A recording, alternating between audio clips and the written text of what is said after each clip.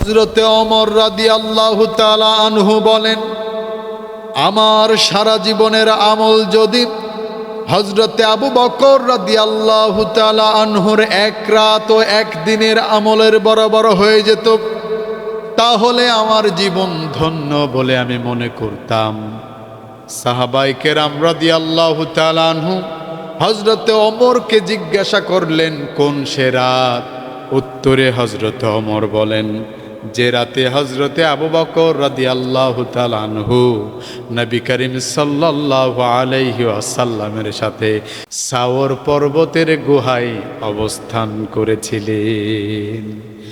গর্তের কাছে পৌঁছেই হযরতে আবু বকর রাদিয়াল্লাহু তাআলা আনহু নবী করিম সাল্লাল্লাহু আলাইহি ওয়াসাল্লামকে ডেকে বললেন, আল্লাহর কসম ইয়া রাসূলুল্লাহ সাল্লাল্লাহু আলাইহি ওয়াসাল্লাম, আপনি গর্তে প্রবেশ করবেন না, আমি প্রথমে গর্তে প্রবেশ করব। যদি গুহায় কোনো বিষাক্ত প্রাণী থাকে তাহলে সর্বপ্রথম সেই প্রাণী যেন আমাকে কষ্ট দেয়, আমার নবী, বিশ্ব নবী মুহাম্মদুর রাসূলুল্লাহ সাল্লাল্লাহু আলাইহি ওয়াসাল্লাম যেন কষ্ট না পায়। হযরতে আবু বকর সিদ্দিক রাদিয়াল্লাহু তাআলা আনহু প্রথমে গর্তে প্রবেশ করে সুন্দর করে গর্তটা পরিষ্কার করলেন। একদিকে কিছু ছিদ্র ছিল, তিনি তার নিজের চাদর টুকরো টুকরো করে ছিঁড়ে সমস্ত ছিদ্রগুলো বন্ধ করে দিলেন। একটি ছিদ্র মাত্র বাকি ছিল, ওই ছিদ্রের দিকে হযরতে আবু বকর রাদিয়াল্লাহু তাআলা আনহু নিজের পাটা রেখে আল্লাহর নবী বিশ্বনবীকে বললেন, আপনি এবার গর্তে প্রবেশ করেন। বিশ্বনবী গর্তের ভিতরে প্রবেশ করলেন। করার পরে হযরতে আবু বকর রাদিয়াল্লাহু তাআলা আনহু ডেকে বললেন, ইয়া রাসূলুল্লাহ সাল্লাল্লাহু আলাইহি ওয়াসাল্লাম, আপনি আমার উরুর উপরে মাথা দিয়ে একটু ঘুমিয়ে যান। নবীজি ঘুমিয়ে পড়লেন। অপরদিকে ওই ছিদ্র থেকে একটি বিষধর সাপ এসে হযরতে আবু বকর রাদিয়াল্লাহু তাআলা আনহুর পায়ে দংশন করতে লাগলো। সাথে সাথে হযরতে আবু বকরের সারা শরীরে যেন বিষ ছড়িয়ে যেতে লাগলো। তিনি ব্যথায় কাতর হয়ে গেলেন। মনের অজান্তেই চোখে থেকে অশ্রু ফোঁটা বেয়ে আল্লাহর নবীজির গাল মোবারকে পড়ে গেলেন। আল্লাহর নবীজির ঘুম ভেঙে গেল। নবীজি এবার ডেকে বলেন, আবু বকর, কাঁদো কেন?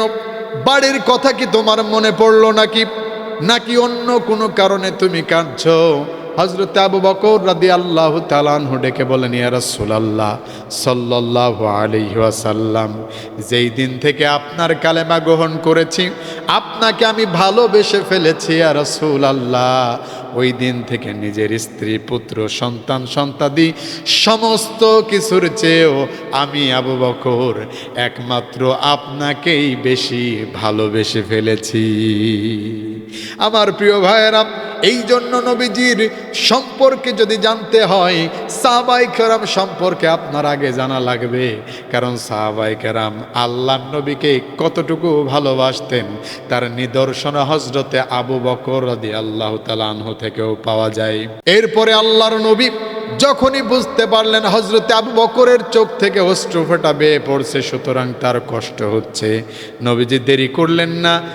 নিজের মুখ থেকে এক ফোঁটা থুতু নিয়ে হযরতে আবু বকর রাদিয়াল্লাহু তাআলা আনহুর যেই জায়গায় সাপে দংশন করেছিল ওই জায়গায় লাগিয়ে দিলেন। সাথে সাথে হযরতে আবু বকর রাদিয়াল্লাহু তাআলা আনহু ভালো হয়ে গেলেন। বিশ্বনবী এবার ডেকে বলেন, আবু বকর, তুমি আগে কেন আমাকে বলো নাই? তুমি যদি আগে আমারে বলতা তাহলে আমি আগেই তোমার এইটা ভালো করে দিতে পারতাম।